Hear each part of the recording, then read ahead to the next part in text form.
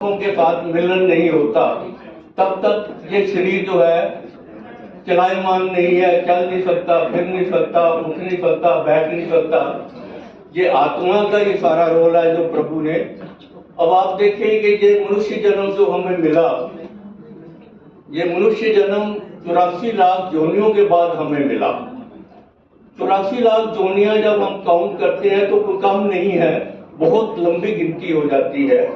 मैं इसको एक उदाहरण के रूप में देता हूं कि एक जोनी हमारी एक सीढ़ी है। हम एक एक सीढ़ी चढ़ के आज हम जहां उपस्थित हैं, हम 84 लाख जोनी के ऊपर 84 लाख की सीढ़ी के ऊपर आज विराजमान है। मतलब हम इतनी ऊंचाई में आ गए हैं कि जो कि प्रभु के बिल्कुल नजदीक है। सामने प्रभु बैठे हैं, इधर हम बैठे हैं 84 सीढ़ी पे जन्म को लेकर।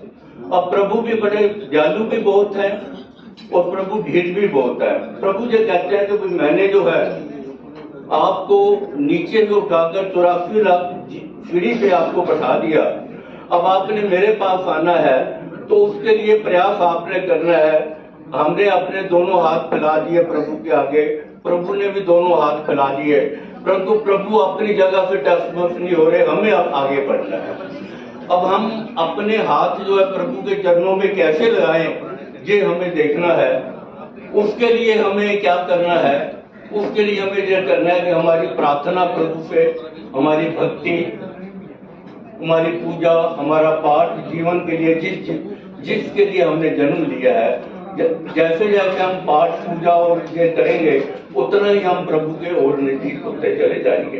ये मेरा कहना है, ऐसे शास्त्रों का भी कहना है।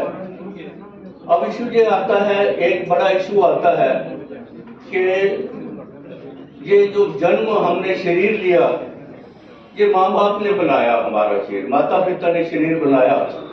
अब ये शरीर बनाने के ऊपर उन्होंने कितना सुंदर शरीर हमारा बनाकर हमें तैयार किया, एक बच्चे के रूप में हमें तैयार किया। बच्चे के रूप में तैयार करने के बाद उसके अंदर 5 तत्वों का है। मैं ये कहना चाहूंगा कि हम जिंदगी भर क्या अगले जन्मों तक भी अपने माँ बाप का कर्ज नहीं उतार सकते जो उन्होंने हमें इतना सुंदर शरीर दिया। अब इतना सुंदर शरीर देने का उनका कर्ज कैसे उतारा जाए? क्योंकि 84 लाख योनियों के बाद हम इस मनुष्य जीवन में आए हैं और इसका श्रेय जो है हमारे माँ बाप के पास जाता है, जिन्होंने हमें जहाँ पे लाकर खड़ा किया। तो मैं करोड़ों बार उस माँ बाप को नमन करता हूँ जिनकी वजह से आज हम हैं। अगर वो नहीं होते तो आज हम भी नहीं होते, अगर वो नहीं होते तो आज हम भी नहीं होते और आज हम ऐसे बैठे हुए बात भी नहीं कर रहे होते। अब प्रश्न ये आता है कि ये आत्मा जो है, क्या आप में से कोई बता सकता है कि शरीर में कब प्रवेश करती है आत्मा? ये शरीर तो बना दिया माँ बाप ने, परंतु आत्मा ने कब प्रवेश किया हमारे शरीर के अंदर? कोई जानता है इस बारे में? ये एक रहस्य मैं बताना चाहूंगा आपको कि इसके बारे में अगर कोई जानना चाहता है तो वो मेरे को बता सकता है कि भाई आत्मा जो है, आप देखें कि जिस समय माँ बाप ने शरीर बनाया, हमारा शरीर ने जन्म लिया, तब तक आत्मा जो है हमारे शरीर के अंदर नहीं है। सिर्फ हमारा शरीर जो है माँ के साथ अटैच्ड है।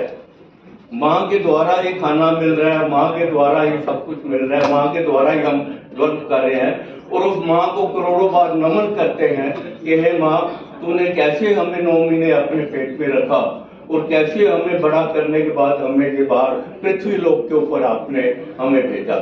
इस पृथ्वी लोक पे भेजने के बाद आप देखें, तब भी जब बच्चा पैदा होता है तब भी उसके अंदर आत्मा नहीं है। शरीर है परंतु आत्मा नहीं है।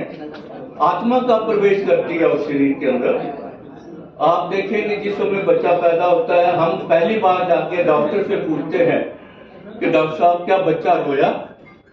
बच्चे के रोने की आवाज आई तो डॉक्टर कहता हाँ जी बच्चा रोया। अब बच्चा कब रोता है?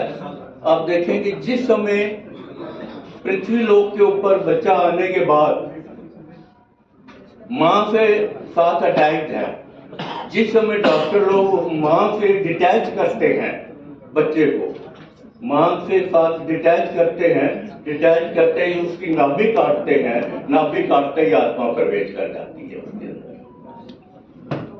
उस समय जो है हमारी आत्मा जो है इस शरीर के अंदर प्रवेश करती है, वही एक समय। उसके पहले बच्चा निर्जीव है, मृत्यु लोक पे आ गया है, मनुष्य लोक पे आ गया है, धरती पृथ्वी लोक पे आ गया है वो, परंतु वो निर्जीव है, उसके अंदर कोई जान नहीं है, कोई श्वास नहीं है। और उसके बाद बच्चा पहली आवाज जो है डॉक्टर उसको काटने के बाद देता है, और वो जो है उसे